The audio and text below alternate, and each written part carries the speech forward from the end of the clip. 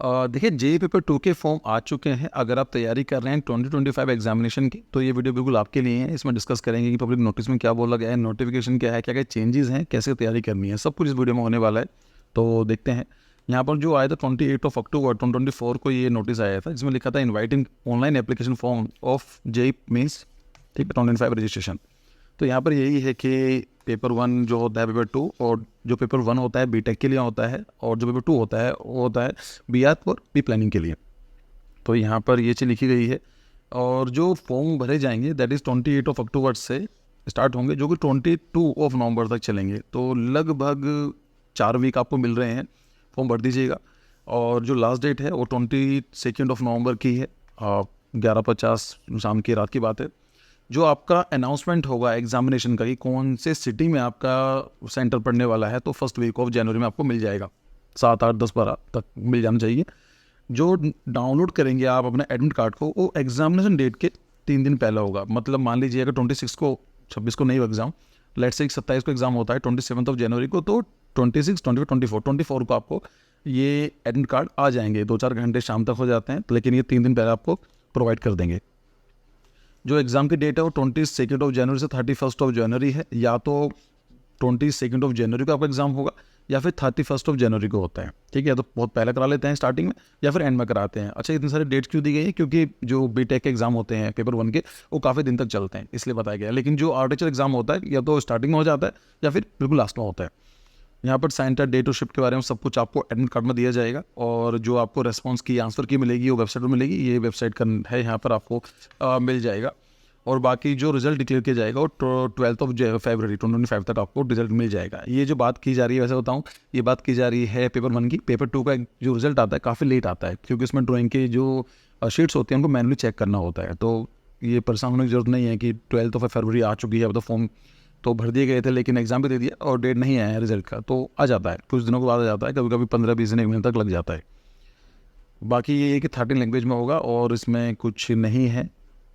अभी और सबको डिस्कस करेंगे, ये सब चीज़ें वैसे भी डिस्कस करने वाले हैं, तो यहाँ पर डिस्कस ना करके बेटर है कि जो इनकी नोटिफिकेशन है उसको ही डिस्कस करते हैं।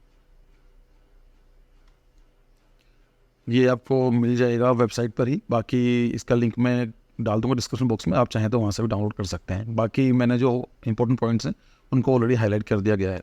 तो यहाँ पर दिया गया विजन क्या है, द कैंडिडेट जो गिवन, डेमोग्राफिक डिविडेंड क्या होता है उसको पढ़ लीजिएगा, ये वर्ड मेंशन किया गया है। डेमोग्राफिक डिविडेंड का मतलब होता है जब कोई भी कंट्री की पॉपुलेशन, देखिए 2 तरह की पॉपुलेशन होती है, एक होती है डिपेंडिंग, एक होती है इंडिविजुअल। मतलब जो प्रोड्यूस करती है, जैसे कि बच्चे जो होते हैं वो डिपेंडेंट होते हैं, है ना, जो यूथ के ऊपर है। ऐसे बूढ़े जो होते हैं वो भी डिपेंडेंट होते हैं। तो किसी भी कंट्री की पॉपुलेशन अगर डेथ रेट और बर्थ रेट काफ़ी कम हो जाता है, जो वर्किंग की पॉपुलेशन होती है वो ज़्यादा होती है, उसका बेनिफिट मिलता है किसी भी कंट्री को, क्योंकि वर्कफोर्स काम कर रही है तो वो जनरेट करती है। This is called the demographic dividend. बाकी इसको आप थोड़ा सा देख लीजिएगा। फिर हम नीचे आते हैं तो डायरेक्टली पॉइंट पर चलते हैं कि क्या काम की चीज़ें हैं। यहाँ पर वो चीज़ दी गई है 28 से लेके 22/11 तक आप फॉर्म भर सकते हैं। यहाँ पर हैं सब कुछ सेम कॉपी किया गया है, तो दोबारा समझाने की ज़रूरत नहीं है। जो सीज़न 2 होगा, 2 सीज़न में होता है, सीज़न 1 और सेशन 2। तो सेशन 2 के अंदर जो हम बात कर रहे हैं तो ये होगा 31, जो फॉर्म भरे जाएंगे 31 जनवरी से लेके 24 फरवरी तक भरे जाएंगे, ठीक है। और जो इसकी डेट वगैरह यहाँ पर मेंशन की गई है, मार्च में 2nd वीक तक आपका आ जाएगी सिटी इन्फॉर्मेशन, कौन से सिटी में एग्ज़ाम होगा। और 3 दिन पहले आपको सेम प्रोसेस है एग्जामिनेशन। अगर लेट से कि 3 अप्रैल को आपका एग्ज़ाम होता है, तो 1 अप्रैल को आपको इसका एडमिट कार्ड आप डाउनलोड कर सकते हैं। तो 1 अप्रैल से लेके 8 अप्रैल को एग्ज़ाम होगा, या तो 1 को होगा या फिर 8 को होगा, अगर आर्किटेक्चर की बारे में बात कर रहे हैं तो। ये टेंटेटिव है, इसमें क्यों लिखा गया है? क्योंकि कभी कभी क्या होता है कि सीबीएसई के एग्ज़ाम्स बढ़ते हैं तो बच्चे डिमांड करते हैं, कुछ गैप छोड़ दिया जाता है, तो यहाँ पर ऐसे ही चीज़ें हैं। लेकिन देखो यहाँ पर एक चीज़ नोटिस करो, यहाँ पर टेंटेटिव नहीं लिखा गया है, यहाँ पर लिखा गया टेंटेटिव, ठीक है। तो ये फिक्स है, ये चेंज हो सकता है। जो रिजल्ट होगा वो 17 अप्रैल से के आसपास हो जाना चाहिए। आर्किटेक्चर का काफ़ी लेट तक होता है। 3 घंटे की ड्यूरेशन रहती है। अगर आप देखेंगे, अगर हम बीआर की बात करें तो 3 आवर का ड्यूरेशन रहेगी। अगर आप बी प्लानिंग और बीआर दोनों एग्जाम दे रहे हैं तो आपको 30 मिनट एक्स्ट्रा मिलते हैं। 3 घंटे 30 मिनट, 3.5 घंटे का टाइम आपको मिलता है। जो 3 घंटे का एग्जाम होगा वो पहली शिफ्ट में होगा 9 बजे से लेकर 12 बजे तक। अगर दूसरी शिफ्ट में होता है तो 3 बजे से लेकर 6 बजे तक होगा। ये सेम चीज़ इसमें भी रहेगी। अगर हम फॉर्म की बात करें तो अगर आप फॉर्म भर रहे हैं बीटेक का या बीआर का भी प्लानिंग का, अगर आप कोई से फॉर्म एक भरते हैं तो अगर आप मेल हैं तो आपको 1000 पे करना पड़ेगा। अगर आप AWS से आते हैं तो 900 रुपये है, और SC के लिए 500 रुपये है। बाकी जो फीमेल कैटेगरी के लिए 800 500 रुपये दिया गया है। ठीक है, अगर 2 फॉर्म भर रहे हैं तो 2000 हो जाएगा, और ये सब चीज़ें ऐसे ही मेंशन की गई। यहाँ पर एक चीज़ देखी गई है, देखिए, जो candidate will be given opportunity to apply for session 2 of April 2025। मतलब क्या है, अगर आपने पहले अटैम्प्ट के लिए फॉर्म भर दिया है और आपको लेट्स से कि आप ऐसे बच्चे हैं जिनको लगता है कि पेपर 2 ही मुझे देना है, लाइक जो सेकंड एग्जाम होने वाला है, सेकंड अटैम्प्ट को एग्जाम देना है, तो बोल रहे हैं कि ऐसा जरूर नहीं है आपको आज ही फॉर्म फिल करने हैं। जो ये फॉर्म फिल कर रहे हैं दोनों भी कर सकते हैं। देखो, अगर अभी आप फॉर्म फिल करना चाहते हैं सीजन 1 के लिए, सीजन 2 के लिए अभी अप्लाई कर सकते हैं। अगर आपको लगता है कि नहीं सर, मैं पहले बोर्ड्स की तैयारी करना चाहता हूँ, प्री बोर्ड होंगे, पहला देना ही नहीं है मुझे, तो सेकंड के लिए दोबारा फॉर्म ओपन किए जाएंगे, तो दोबारा भी फिल कर सकते हैं ना, सेपरेटली। ये ना, the candidate will be given opportunity to apply for the season 2 separately. तो यहाँ पर ये बात की गई है। सेम चीज़ इसमें सब चीज़ यही बोला गया है, तो अलग से पेमेंट करना है, GST and all this thing, ये हमारे किसी काम का नहीं है, इसलिए मैं उसमें टाइम वेस्ट भी नहीं करना चाहता हूँ आप लोगों का। बाकी रजिस्ट्रेशन फॉर्म है, एप्लीकेशन फॉर्म है, यहाँ पर दे दिए गए हैं। ये तो बहुत बेसिक चीज़ें हैं। वैसे वीडियो के एंड इसमें अब बताया भी गया है कि फॉर्म कैसे फिल करना है, लेकिन वो छोटी मोटी चीज़ें हैं कि कैसे अकाउंट बनाना है, कैसे एप्लीकेशन करना है, क्या जो आपके डालेंगे जो सर्टिफिकेट है, मार्कशीट है, वो किस साइज़ की होनी चाहिए, 30 KB से लेकर 300 KB की, उसमें साफ साफ लिखा होता है, इसमें ऐसा कुछ है नहीं। फिर फी पेमेंट करना पड़ेगा, तो ये नॉर्मल चीज़ें। पासवर्ड की बात की गई है, तो पासवर्ड कैसा होना चाहिए, ये क्या समझाना है इसमें, आप मुझसे समझदार हैं, इतने सारे अकाउंट बना रखे हैं आप लोगों ने, तो इसमें क्या ही डिस्कस करना।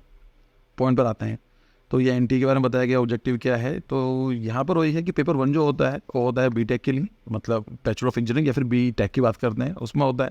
पेपर 2 जो होता है वो होता है BR के लिए या फिर बी प्लानिंग के लिए। ठीक है, कोर्स इन द कंट्री। यहाँ पर 2 अपॉर्चुनिटीज़ आपको मिलती है, मतलब पहला अटैम्प्ट मिलता है जो कि होगा आपका जनवरी में, और फिर एक दूसरा होगा अप्रैल में। 2 अटैम्प्ट होते हैं। तो क्यों दिए जाते हैं? क्योंकि दोनों में जो नंबर अच्छे होते हैं, लाइक अपना मार्क इंप्रूव कर सकते हैं। यहाँ पर लिखा गया है कि जो फर्स्ट अटैम्प्ट जो होता है वो फर्स्ट हैंड एक्सपीरियंस देता है बच्चों को, कि वहाँ पर एक्चुअली होता कैसे है, आप जाकर देख सकते हैं, एग्जामिनेशन दे सकते हैं। फुल तैयारी होती है। जब पहली बार हम अप्लाई करते हैं, पहली बार एग्जाम देने जाते हैं, तो हमारी तैयारी उस लेवल की नहीं होती है। तो यही है कि आपको जो फर्स्ट हैंड एक्सपीरियंस मिलता है फर्स्ट अटैम्प्ट में, सेकंड अटैम्प्ट में इंप्रूव कर सकते हैं। मैं आपको एक छोटी सी बात बताना चाहता हूँ। यहाँ पर मेरा 5 साल का जो रहा है आपके साथ जर्नी रही है, मैंने चीज़ नोटिस की है कि ज़्यादातर टॉपर्स जो होते हैं वो अटैम्प्ट 1 में ही अच्छा स्कोर करते हैं। आप बोलेंगे ऐसा क्यों? क्योंकि देखिए, अटैम्प्ट 1 के अंदर क्या बाकी बच्चों को पता ही नहीं होता है, ना तैयारी की होती है, ना कोर्सेज लगाए होते हैं, ना ही उनकी कोई प्लानिंग होती है, या फिर बच्चे बोर्ड्स में बिजी रहते हैं, प्री बोर्ड्स में बिजी रहते हैं, तैयारी करते हैं। तो उनका टारगेट भी ये होता है कि पहले बोर्ड्स खत्म कर लेते हैं, फिर एग्जाम खत्म हो जाएंगे बोर्ड्स के, हम सेकंड अटैम्प्ट में अच्छे से मेहनत करेंगे। तो जो फर्स्ट अटैम्प्ट होता है, जो कि आपका होने वाला है 26 लाइक लास्ट ऑफ जनवरी, यहाँ पर कॉम्पिटिशन काफ़ी कम होता है। अगर आप सीरियस कैंडिडेट हैं, ये मेरी पर्सनल एडवाइस है आप लोगों को कि तैयारी करो, ज़्यादा मुश्किल नहीं है आर्किटेक्चर तैयारी करना। अगर आप उसको तैयारी करते हो तो आपके एक एज मिलती है ओवर द अदर स्टूडेंट्स, बाकी आपके ऊपर है। लेकिन इसका मतलब ये भी नहीं है कि बोर्ड से तैयारी ना करो। अगर आप मैनेज कर सकते हैं तो करना चाहिए आपको। मतलब मेरे हिसाब से ये कि जो पेपर जो अटैम्प्ट 1 होने वाला है, उसको सिर्फ इसलिए मत दो कि एक्सपीरियंस लेने के लिए, उसको थोड़ा तैयारी करके नंबर अच्छे आ जाते हैं उसमें। ठीक है, साफ साफ लिखा गया है the candidate need not appear in the both sessions. तो कोई जरूर नहीं है दोनों में आपको बैठना पड़ेगा। आप फॉर्म फिल कर सकते हैं, लेकिन आप चाहे 2 भी दे सकते हैं, चाहे तो आप 1 भी दे सकते हैं। जिसमें भी नंबर अच्छे होंगे वो नंबर आपके फाइनल मेरिट स्कोर में काउंट कर लिए जाएंगे। तो यही है कि सेम चीज डेट वगैरह यहाँ पर बोली गई है। So there is no need to repeat it again here. नीचे आते हैं, यहाँ पर यही बोला गया है कि पेपर जो 2 होगा, जो BR का होगा, वो 3 पार्ट में डिवाइडेड होगा। एक होगा मैथमेटिक्स, एक होगा एप्टीट्यूड टेस्ट, और फिर होगा ड्राइंग। जो मैथमेटिक्स और एप्टीट्यूड रहता है ये CBT रहता है, कंप्यूटर बेस्ड टेस्ट रहता है। लाइक आपको लैपटॉप PC दिया गया होगा, उसके अंदर आपको MCQs वगैरह क्लिक करना पड़ेगा, ये काम करना पड़ेगा। जो पार्ट 3 होता है दैट इज़ फॉर ड्राइंग, ये होता है पेन पेपर मोड होता है, मतलब ऑफलाइन होता है। आपको A4 शीट मिलेगी, यहाँ पर लिया गया है A4 शीट मिलेगी, उसमें आपको 2 क्वेश्चन दिए जाएंगे, उन दोनों क्वेश्चन को आपको अटेम्प्ट करना होगा। उसके हिसाब से ये ड्राइंग टेस्ट है। साफ सी बात है ना, ड्राइंग कैसे बनाओगे आप, है ना, तो आप पेन पेंसिल से ही बनाएंगे, ये चीज़ आती है। यहाँ पर ले A4 साइज, यार ये सब चीज़ें देख लेना। लास्ट ईयर या I think last year question पूछा गया था, तो size of A2 A3 A4, ये A3 A4 की साइजेस क्या होते हैं, ये मैंने सब कुछ बताए हुए हैं वीडियोज़ में, आप सर्च करेंगे मिल जाएगा। नहीं पता है तो जाकर सर्च कर लीजिए, क्वेश्चन बन जाते हैं इनसे।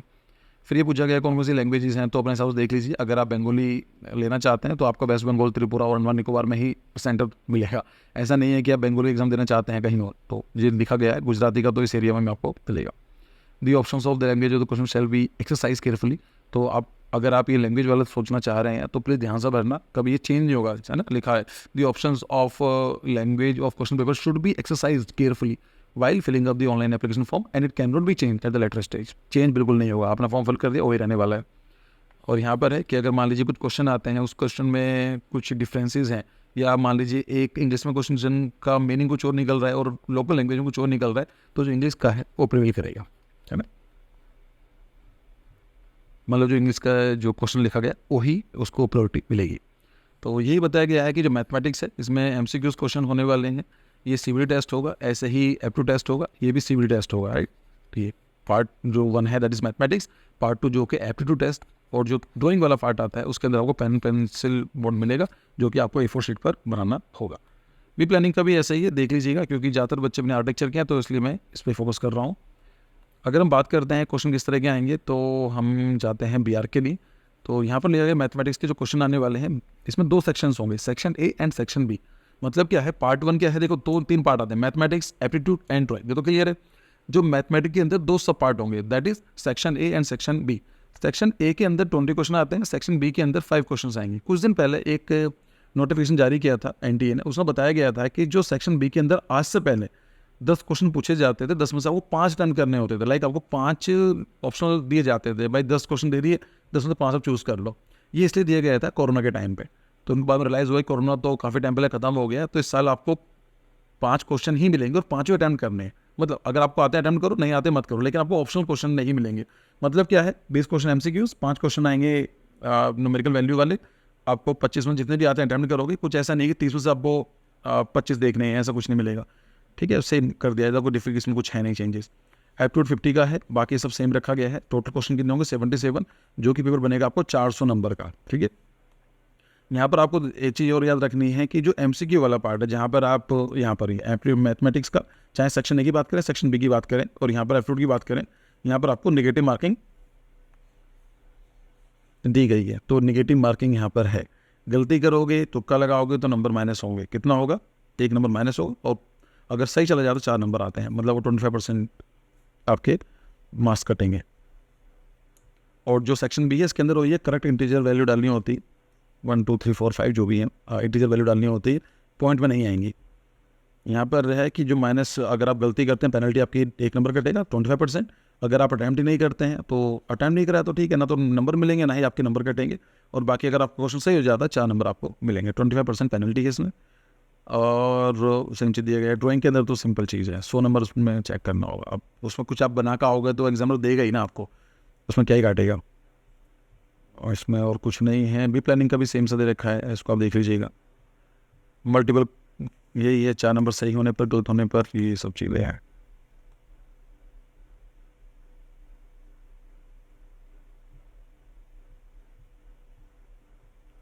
तीन घंटे एग्जाम हो यहाँ पर। अगर अभी प्लानिंग की बात कर रहे हैं और BR की बात कर रहे हैं तो 3 घंटे का होगा, ठीक है। अगर दोनों एग्जाम देना चाहते हैं तो 3 घंटे 30 मिनट आपको मिलेंगे।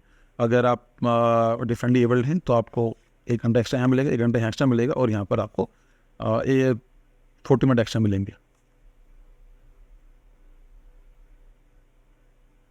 एलिजिबिलिटी के बारे में बात करते हैं तो यहाँ पर कोई एज लिमिट नहीं है, आपकी एज कुछ भी उससे फ़र्क नहीं पड़ता है। NTA वालों को, उनको सिर्फ इतना फ़र्क पड़ता है कि आपने लास्ट जो क्वालिफाइंग एग्जामिनेशन था, जो कि मतलब +2 आपने कब पास की थी।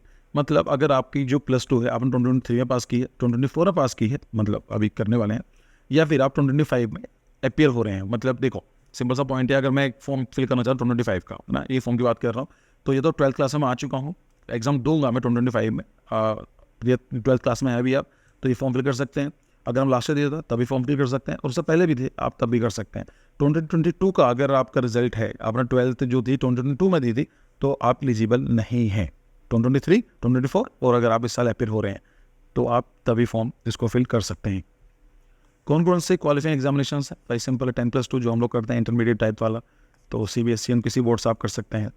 बाकी ये सब चीज़ें दी गई हैं, मेंशन कर दिया गया है मैंने कि जो ओपन स्कूलिंग से करते हैं, NIUS से करते हैं, तो ये सीनियर सेकेंडरी एग्जामिनेशन जो होना चाहिए, बट आपके 5 सब्जेक्ट कम से कम होने चाहिए, यदि मिनिमम 5 सब्जेक्ट्स, तो आप एलिजिबल हैं। अगर आपने डिप्लोमा किया गया है, AICTC के द्वारा अप्रूव्ड है, तो और उसके अंदर आपको 3 साल का डिप्लोमा होना चाहिए, तब आप अप्लाई कर सकते हैं, ठीक है। बाकी यहाँ पर वही चीज़ है, ये एज लिमिट नहीं है, लेकिन 2023, 2024, 2025 वाले बच्चे फॉर्म फिल कर सकते हैं, और 2022 से पहले वाले या 2022 वाले एलिजिबल नहीं है। स्टेट ऑफ एलिजिबिलिटी तो ठीक है, यहाँ पर सब बताया गया है। रिजर्वेशन के बारे में बात करते हैं तो EWS के लिए वही है, 10% है, सबके लिए कॉमन रहता है, इसमें कुछ चेंज नहीं करते हैं ये लोग। नॉन क्रीमी लेयर जो OBC है 27% है, और SC बच्चों के लिए 15% है, ST के लिए 7.5 है, और डिफरेंट लेवल लोगों के लिए 5% सीट्स हैं। ये एक्चुअली एक्ट आया था, right of person with disability act 2016, तो तब ये बात की गई थी 5% रिजर्वेशन के लिए। नीचे आते हैं, देखिए पढ़ना एक बार आप देख लीजिएगा इसको, लेकिन जो इंपॉर्टेंट प्रोविजंस हैं मैंने इसमें डिस्कस कर लिए हैं। चॉइसेस हैं तो अपना जो फॉर्म फिल करेंगे ऑप्शन पूछेगा कहाँ पर आप एग्जाम देना चाहते हैं। सिटीज़ के बारे में बात की जाएगी, कौन कौन सिटीज़ हैं नीचे भी लिया गया, दिखाऊंगा अभी। एडमिट कार्ड आपको इस वेबसाइट पर जाकर मिल जाएगा 3 दिन पहले। यहाँ पर वो ये मोड कैसे होने वाला है, जो मैथमेटिक्स एप्टीट्यूड का वो कंप्यूटर बेस्ड टेस्ट होगा, और जो ड्राइंग का टेस्ट है वो आपको A4 पेपर पर बनानी पड़ेगी।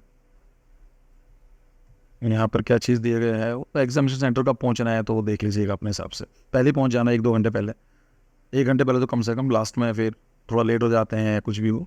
अगर आपके आसपास सिटी है तो सेंटर को जाकर देख का हो 1 दिन पहले, है ना। और लास्ट वाले दिन कई बार ऐसा होता है, एक बार मेरे साथ ऐसा हुआ था, कोई बहुत पहले की बात है, मैंने फॉर्म फिल किया था, कोई कॉम्पिटिटिव एग्जाम की तैयारी थी, कुछ एग्जामिनेशन था कुछ ऐसा ही, तो मैंने सर्च करा कि चला जाऊँगा, लेकिन एक्चुअली सेम नाम से सेम कॉलेज थे और एक ही सिटी में थे। वहाँ पहुँचा, फिर मेरे को चला कि यहाँ तो है ही नहीं, फिर किसने बताया कि नहीं कुछ बच्चे यहाँ पर भी आए थे, तो फिर मुझे भागना पड़ा, और एंड ऑफ द डे मेरा एग्जाम हो नहीं हो पाया, मैं लेट पहुँचा वहाँ पर। कौन कौन से डॉक्यूमेंट आपको लेके जाने हैं, जो एडमिट कार्ड आपको डाउनलोड करेंगे उसका प्रिंट आउट लेके जाना है, और 1 पासपोर्ट साइज़ फ़ोटोग्राफ आनी चाहिए। सी लिखा ही नहीं इन लोगों ने, है तो उसमें दिक्कत रही। बाकी एक आपको फ़ोटो ID लेके जानी पड़ेगी, मतलब वो कुछ भी हो सकता है, स्कूल का कॉलेज का हो सकता है, पैन कार्ड हो सकता है, ड्राइविंग लाइसेंस हो सकता है, वोटर ID हो सकती है, पासपोर्ट हो सकता है, आधार कार्ड हो सकता है, कुछ ना कुछ तो आपके पास होगा ही, उसको ले जाइएगा। अगर आप डिसेबिलिटी का है तो उसका एक सर्टिफिकेट चाहिए होगा, और एक ट्रांसपेरेंट बॉल पॉइंट पेन, ठीक है, ट्रांसपेरेंट होना चाहिए, मतलब सिंपल है कि दिखना चाहिए अंदर क्या है, ऐसा खाओ कि चीटिंग विटिंग खाओ, बाकी अलाउड कर देते हैं। और रफ शीट के लिए आप कुछ लेके नहीं जाना है, बस पेन लेके जाना है आपको, और वही आप यूज़ करेंगे। बाकी जो रफ शीट होंगी आपको वहाँ पर प्रोवाइड की जाएंगी, बाद में ले लेंगे पेन। अगर मान लीजिए आंसर की आ जाती है, आपको लगता है कि गलत है, तो आप 200 रुपये में उनको चैलेंज कर सकते हैं, ये नॉन रिफंडेबल है। अगर क्वेश्चन सही रहा, अगर मतलब जो आपने बोला है क्वेश्चन गलत था, वो एक्सेप्ट हो जाता है तब भी, या फिर आपने बोला कि क्वेश्चन गलत है लेकिन सही था क्वेश्चन, तो 200 रुपये जो लग गए वो वापस किसी भी हालत में नहीं होंगे। और 2 से लेकर 3 दिन के अंदर ही आपको चैलेंज करना पड़ता है, टाइम मिलता है। जब आंसर रिलीज़ करेंगे तो दे विल टेल यू कि भाई अगर आपको लगता है कोई क्वेश्चन गलत है, आंसर की गलत बनाई है हम लोगों ने, तो उसको चैलेंज आप कर सकते हैं। फिर नीचे आते हैं, यहाँ पर और तो कुछ नहीं है। फिर यही लिखा गया है कि जब आपके 2 अटैम्प्ट हो जाएंगे, पहला अटैम्प्ट भी हो जाएगा, दूसरा अटैम्प्ट भी हो जाएगा, उसके बाद आपकी ऑल इंडिया रैंक प्रोवाइड की जाएगी। मतलब पहला अटैम्प्ट दिया, उसके बाद आपको ऑल इंडिया रैंक क्यों मिलेगी, है ना। तो पहला अटैम्प्ट देंगे, फिर दूसरा अटैम्प्ट देंगे, उसमें जो बेस्ट स्कोर होगा सब बच्चों को काउंट कर लिया जाएगा, उसके हिसाब से आपको ऑल इंडिया रैंक मिलेगी। यहाँ पर एक सिंपल सी चीज़ देखी है मैंने कि बच्चों के नंबर कम आते हैं, उनको लगता है कि सर मैंने सही किया था, कुछ गलती हो गई है, तो बच्चों साफ साफ लिखा गया है कि there will be no revaluation, no rechecking, ठीक है, there will be no reevaluation, no rechecking for the result, no correspondence in this regard shall be entertain. आप बोलें कुछ भी करें, वो बात ही नहीं सुनेंगे आपकी। मैंने एक बार आपको एक चीज़ बताता हूँ, कई बार मैंने देखा है बच्चों का कि जब बच्चे, उनकी ड्राइंग बहुत अच्छी होती है, या ऐसा मान लीजिए कि पहला अटैम्प्ट दिया, ड्राइंग के नंबर अच्छा है, सेकंड अटैम्प्ट के अंदर ड्राइंग के नंबर काफ़ी कम आते हैं। कुछ लोग बोलते हैं कि कुछ गलत हो रहा है, लेकिन कहीं ना कहीं बच्चे एक छोटी सी गलती कर देते हैं, वहाँ पर आपको क्लिक करना होता है आंसर, जब आप लिखते हैं ना ड्राइंग को बनाते हैं, तो कभी कभी सबमिट नहीं करते हैं। तो जब भी इसी का ध्यान रखो, ड्राइंग बना रहे हो तो बताओ कि हाँ ड्राइंग के मैंने सबमिट कर दी है, उसमें ऑप्शन आता है।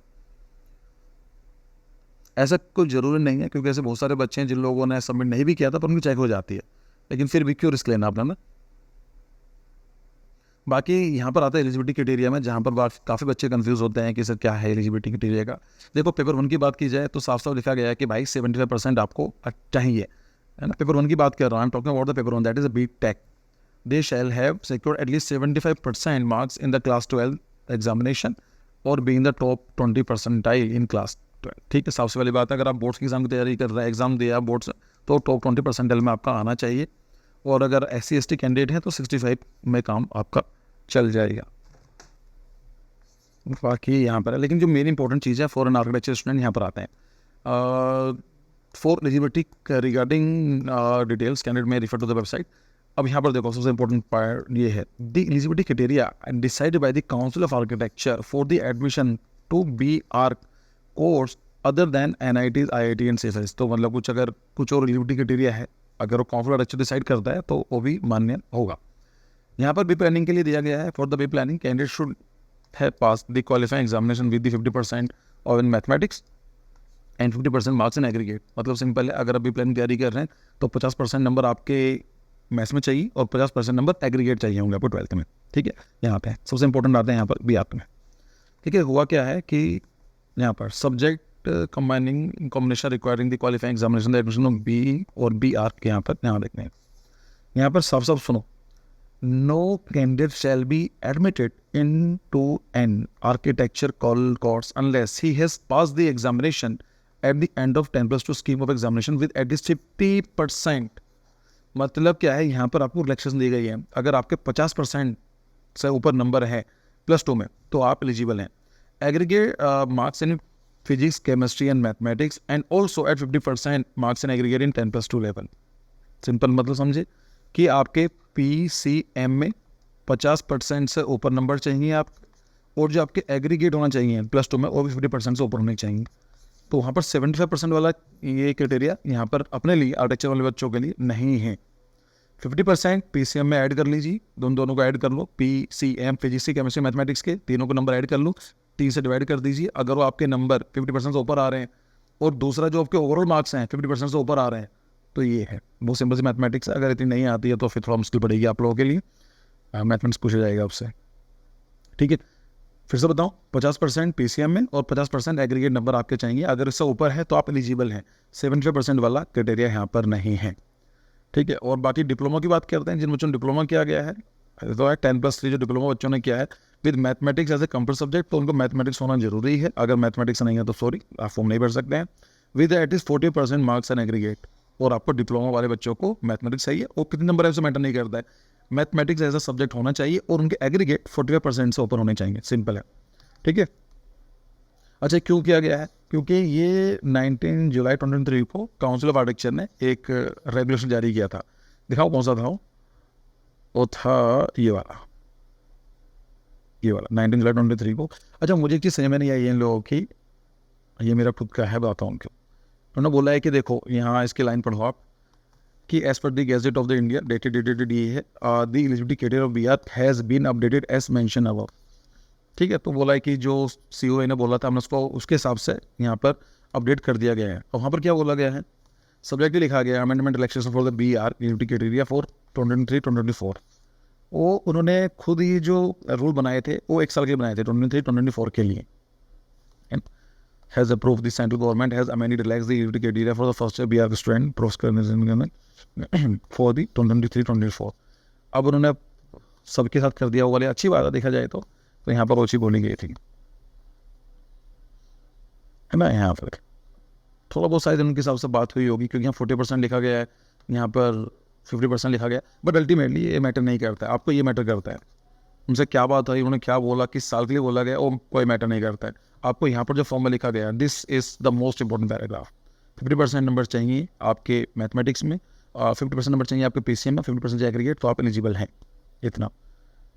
फिर नीचे आते हैं अदर इश्यूज में, ठीक है, seat allotment and all this thing, तो आई गेस और तो कुछ नहीं है।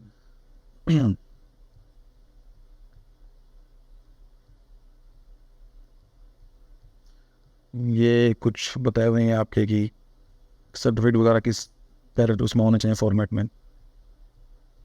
ये आपके सिटीज़ हैं जहाँ पर एग्ज़ाम दे सकते हैं आप। अगर मान लीजिए अरुणाचल में है तो यहाँ पर नहल गाँव में ही है, जो कि सपोर्ट ये है।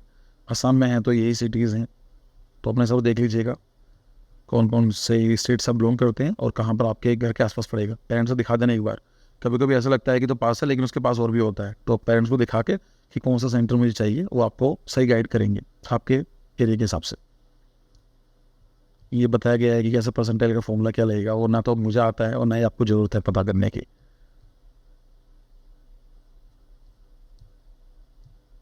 CBT टेस्ट होगा तो ये बताया गया है कैसे आप एग्ज़ाम देने के लिए जाएंगे तो लॉगिन करेंगे, लॉगिन करने के बाद आपको सेम चीज़ आती है जैसे अपने ऑनलाइन फॉर्म भरे होंगे। आपका कोई सी भी टेस्ट लगाते हैं तो सेम मिलता है फॉर्मेट, तो इसमें कुछ सबका सेम रहता है कि रिव्यू करना है, अटेम्प्ट कर दिया है, गलत कर या हटा दिया, तो सब कुछ ही रहते हैं। जब आपको एग्ज़ाम देने के लिए जाएंगे तो काफ़ी टाइम मिलता है, आधा घंटा 1 घंटा, तो प्रैक्टिस कर सकते हैं वहाँ पर।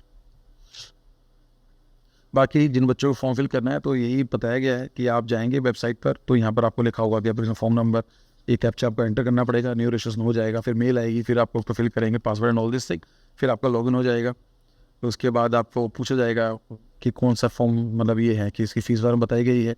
फिर आप थोड़ा नहीं चाहेंगे तो यहाँ पर बताया गया है कि आपका कैंडिडेट का नाम क्या है, फादर मदर, कैंडिडेट की डेट, ये सब चीज़ें आप फिल करते चले जाएंगे और फिल करके ही आपको करना है। फिर वो ये जो अपना एड्रेस भरा है उसको लिख दीजिए सेम एज परमानेंट। अगर आपका एड्रेस जहाँ से फॉर्म फिल कर रहे हैं वहाँ पर ही है तो सेम करेंगे, अगर आप कहीं और रहते हैं तो दोनों एड डिफरेंट भी कर सकते हैं।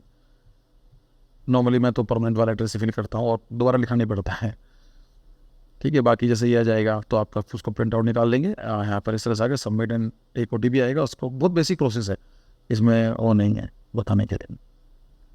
जो भी आपको फिल करना पड़ेगा वो सब बता देगा वो कि कोर्स डिटेल, पर्सनल डिटेल आपने कंप्लीट क्या है, कराए इनकम्प्लीट क्या है, तो आपको सब कुछ कंप्लीट करना है।